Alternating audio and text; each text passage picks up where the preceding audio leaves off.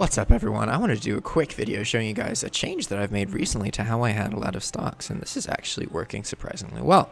And I'm making this a short video because I do have a much longer video that was supposed to be published today at 2 p.m. where I'm talking with Ken Ellis for about an hour about multiple different drop shipping strategies. And the three main things we cover are the concept of establishing cash flow and then making most of your money on cashback and gift cards, and then making most of your money off of actual profit from sales. And then we talk about like wholesale, selling things physically on eBay, a little bit in bulk, but it's a really good conversation where we break these concepts down, and I know you guys are going to love it. And Ken is a great guy to make videos about. He's got a very charismatic personality, and I really enjoy talking to him. But for now, so that I can meet my 2 p.m. deadline for this video, I want to show you this. Okay, so recently I'm always trying to find new ways to handle out of stock situations because I don't believe that it's wise to have one thing that you do to handle out of stocks. I think that you should spread everything out, you know. I'm honest sometimes. I claim that I have a cancellation, I get a defect, but you know, with thousands of transactions, it doesn't really matter that much. And then other times, you know, I send the wrong item, other times message the buyer saying there's a delay, yada yada. But what I've been doing recently is I send this message. Hey there, unfortunately my supplier has informed me that this item is on back order. This is quite frustrating as the order was placed days ago. Okay, that is specific to this scenario. The first sentence doesn't really matter. The next part is what matters. I would like to offer you any item I am selling that is $40 or less as a replacement for this item. I take full responsibility for this mistake and apologize for wasting your time, or I can fully refund you if that is what you would prefer. So the main two sentences that actually matter here are, I would like to offer you any item I am selling for $40 or less, or I can fully refund you. The others don't really matter. You can change this. You don't have to tell them they're on back order. I can just say, unfortunately, I made a mistake with this listing. And that's usually what I do. The only reason I said this is because the Walmart canceled my order like 5 days after I placed it. And that's when you get into the really tricky territory, because as long as you message the buyers quickly, then they're usually pretty understanding. But once that much time has passed, then it's like, why didn't you say this earlier, you know? But I've done this like 10 times now, and I've been really surprised how positive the response is. Like, this is the first time that somebody actually asked for another item that I have for sale. So this person bought a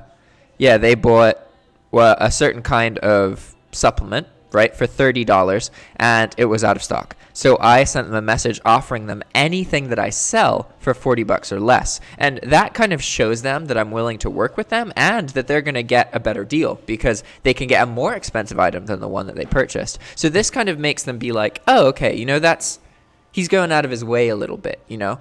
And this is on all of the other messages. So like I said, there's 9 times that I've done this now. They've all been positive, and I haven't gotten any negative feedback. And obviously 10 scenarios isn't enough, but you can tell just by the responses where people are like, oh, that's awesome, or thanks for your offer, but I'm going to take the refund. And they're very reasonable and realistic. And it's honestly, this is, I think, now my preferred way to ship the item, because the cool thing is I can offer them a more expensive item, right? So they're getting a better deal and I'm not losing any money, right?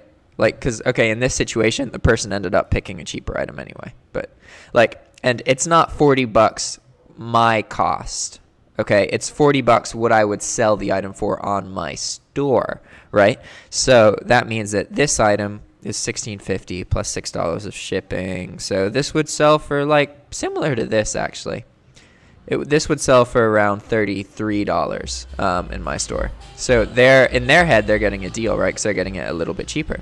And so now I would just place the order, and then instead of having an out of stock that I have to deal with, I just have a fulfilled sale. And if anything goes wrong, I have messages showing that the buyer wanted the different item, and I have tracking showing the item was delivered to the buyer's address in the sales record. So I'm covered. Like, I'm set. It's pretty foolproof. So this is now my preferred way to handle out of stocks, and I hope you guys appreciate that. If you guys have any other way that you handle them, you know, there's a lot of different ways. I try and refrain from, because the reality is that eBay wants us to say that we're out of stock when we're actually out of stock, like to claim the cancellation, right? But I think that one thing I've learned about eBay is that they like it when you are working with the buyer. They would rather you see that you messaged the buyer and you tried to help than you did nothing, right? And this is particularly true in examples like where the item is shipped, you have tracking number, but the buyer says that it never showed up. And I know a lot of dropshippers I talk to, they're like, oh, the buyer's trying to fuck me over, he's trying to scam me. Look, guys, like, most people don't do that. We're talking about the vast majority of people. I know from personal experience, shipping services make mistakes. I have ordered things and the tracking number shows delivery to my zip code and nothing showed up. That does happen. And if you're placing 100 orders, it's gonna happen. Guaranteed. Don't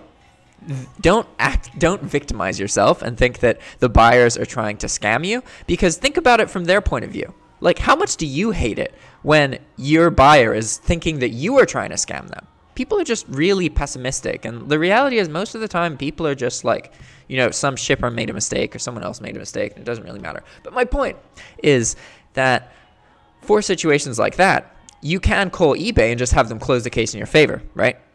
And they will, but they don't like it if you didn't message the buyer and explain and you didn't work with the buyer at all. eBay likes it when you work with the buyer, even if the buyer ends up not getting the situation resolved, right?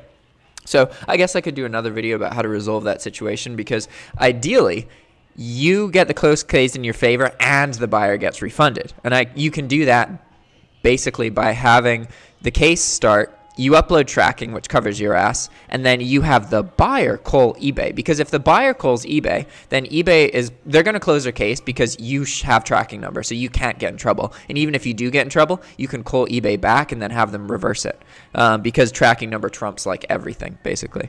So what you have them do is just upload the tracking number, and then you have the buyer call eBay, and then eBay will most likely give the buyer a full refund and close the case in your favor. So everybody wins, right? But the only way to do that is to get the buyer to call. If you call eBay, they're not going to refund the buyer. You know, they got to get the buyer to call because they really care about the reputation and all that kind of stuff. So I usually send people messages about that. But anyway, all right, guys, thanks for watching. I appreciate your time and energy. Please subscribe if you want more of this kind of content. Yeah. Ciao.